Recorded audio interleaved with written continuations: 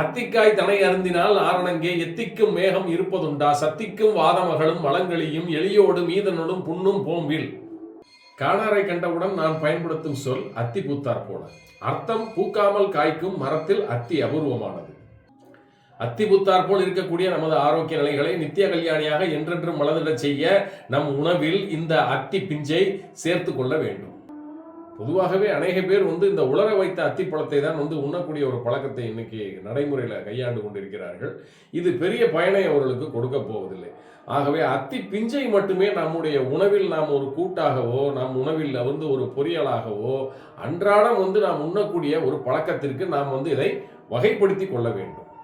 பெண்களுக்கு ஏற்படக்கூடிய இந்த மாதவிடாய் தொந்தரவு, அதிக இரத்தப்போக்கு, ஒழுங்கற்ற மாதவிடாய், வலியுடன் கூடிய உதிரப்போக்கு, நாள்பட்ட வெள்ளைப்படுதல், லிக்கோரியான்னு சொல்லக்கூடியது, இவை அனைத்தையுமே சித்த மருத்துவத்தில் பெரும்பாடு அப்படின்னு சொல்லுவோம்.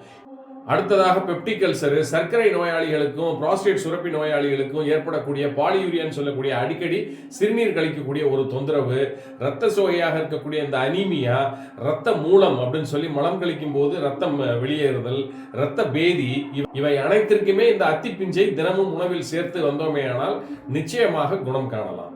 பெண்களுக்கு ஏற்படக்கூடிய இந்த பெரும்பாடுன்ற இந்த மாதவிடாய் சுழற்சி நோய்களை சரி செய்வதற்கு மிகவும் அற்புதமாக இந்த அத்தி மரத்தின் பட்டையை கீழிருந்து மேல் செதுக்கி எடுத்து அதை நன்றாக சுக்காக நொறுக்கி அதை சிறிது நீரில் இட்டு ஊற வைத்து பின்பு அதை காய்ச்சி கொதிக்க விட்டு அதை சுண்ட காய்ச்சி அதை கஷாயம் போன்று வடித்து எடுத்து பின்பு வடிகட்டி அதில் ஒரு 100 ml தினமும் பருகி வர ஒரு மண்டலத்தில் முழுமையாக குணம் பெறலாம்.